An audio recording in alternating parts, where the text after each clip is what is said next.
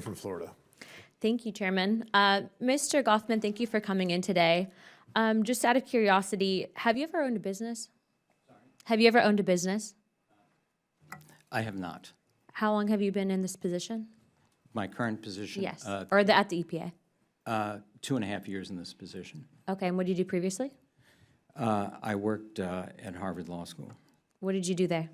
I was the executive director of a legal research program. Okay, and you were there for how long? 3 years. Okay. Have you ever been to Anchorage, Alaska? No, I have not. Have you ever evacuated a hurricane in Florida? No, I have not. Okay. And my final question, a little bit more personal, but how much do you make a year? I know it's kind of random, but I'm going somewhere with this. About $175,000 a year. Oh my gosh, you're doing better than I think we are after taxes, right, guys? Anyways, the reason I ask that is because right now what I'm seeing is the EPA, not necessarily you, but as a whole, people advising on legislation that's impacting Americans who might not be as fortunate as us, right? So right now, the average cost of an electric vehicle is around $66,000 a year. You have Black Americans' average income, $45K a year, and Hispanic Americans on average making about $58K a year. So when these policies go into place to force someone to buy a new vehicle, ultimately what ends up happening is many people can't afford that. Places like Anchorage, Alaska, I had the opportunity of being able to go out on a CODEL recently. And what I'm hearing from out there is that they do rely on gas-powered vehicles, especially because of the environment that they're in.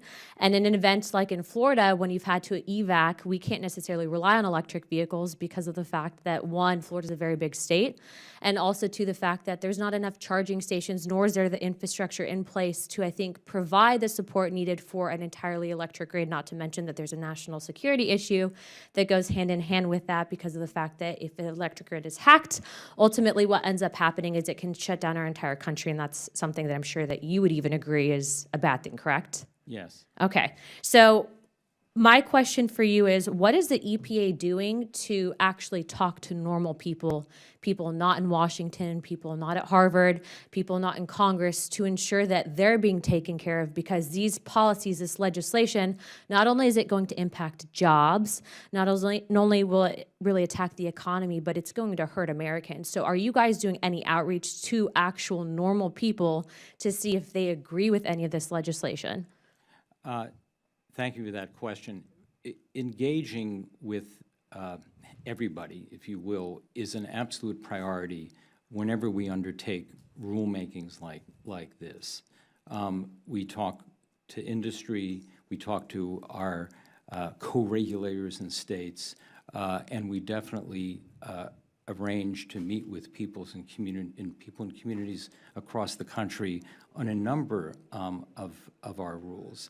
And what we hear the most from the people we talk to is that reducing pollution in their communities is a top priority. I mean, I think everyone wants a clean community, but the problem is that if you have people in poverty because of laws that aren't necessarily reflective of the areas that they live in, that's going to cause more issues long term than I think what we can do, not only to promote clean energy, which would be, in my opinion, nuclear energy, but then also to making sure that we're not sending our industries to places that don't respect the environment, and thus, regardless of what we do here, for example, in some of these Asian countries, they might be destroying the environment, so it doesn't matter what we do here. I have a question about Toyota Auto Corporation. It's estimated that about 1.2 million public chargers by 2030 is what is needed. That's about $400 per day. How many public chargers are going to be going online per day right now? What I do know is that in the last couple of years, there was a 40% increase in chargers, which now bring us up to a total of 130,000 chargers. Do you know how many per day are going up? Because right now, to hit those metrics, it would need to be about $400 per day.